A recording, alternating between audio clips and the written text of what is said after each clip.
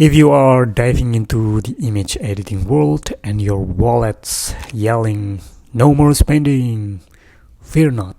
It's time to meet Darktable, your budget-friendly sidekick in the epic battle against pricey photo software. Da da da da! It's like the financial advisor for your pixels. Darktable, it's like the Lightroom twin you never knew you had, and it doesn't demand your lunch money. It's got all the same photo editing superpowers, minus the pricey cape, because capes cost extra, you know? Please bear with me, this video is not a full manual guide to using Darktable. In this video, I will only show you how to edit your photos to look like film. That is because that is, exactly what this channel all about, getting a filmic look out of digital cameras. Well, first, you need to download the Darktable app and the Darktable presets. Here, I use the Darktable preset provided by João Pedro Almeida. Please visit his website to download the presets, and you can also support him with donations. Or for your convenience, I provide a link to download his presets directly. After finishing the installation, open the Darktable app. You want to go to the Lighttable tab and go to Styles. Here you need to import the styles you have downloaded, locate the file, and make sure that you import all of the files that all at once. So they will be automatically categorized like this, like what you see on the screen. So you will have black and white styles, color negative, as well as color slide. And within these folders and categorizations, you can pick many different film simulations. For example, here in black and white, you have the famous Ilford HP5, as well as Kodak Tri-X and T-Max, and many other options. In the color negative, you have the recently discontinued Fuji Pro 400H, as well as the most popular film stock out there, that is Kodak Portra and many others. And here is in the color slide section, you have one of my favorite film simulations, which is the Kodak Lightroom 400. I will put the link to the video of some of the sample photos that I took with the Canon G12 and edited using this Kodak Lightroom 400. Okay, so to edit your photos using these presets, you need to, of course, import your photos onto the Darktable by using these import sections. You can import multiple images like what I just did right here. And you can import JPEGs as well as RAW files to the Darktable.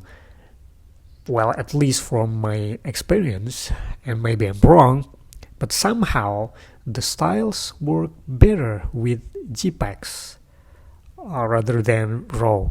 So I think there is good news for you who do not have cameras that shoot in RAW.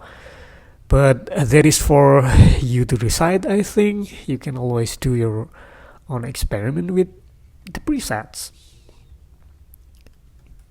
After you import the images, for convenience, you can change the view mode to this one, the third from your left-hand side.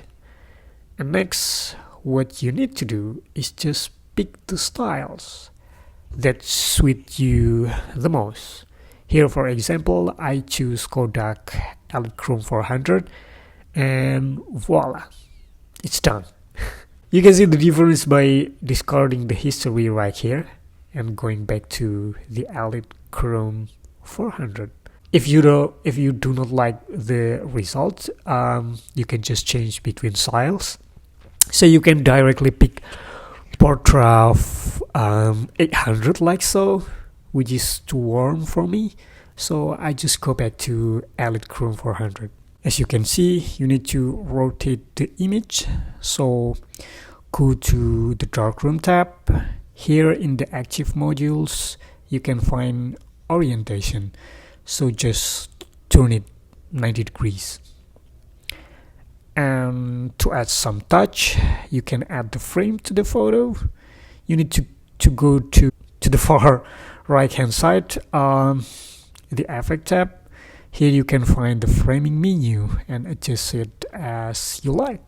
So I'd like to set the aspect to square so it fits perfectly on Instagram.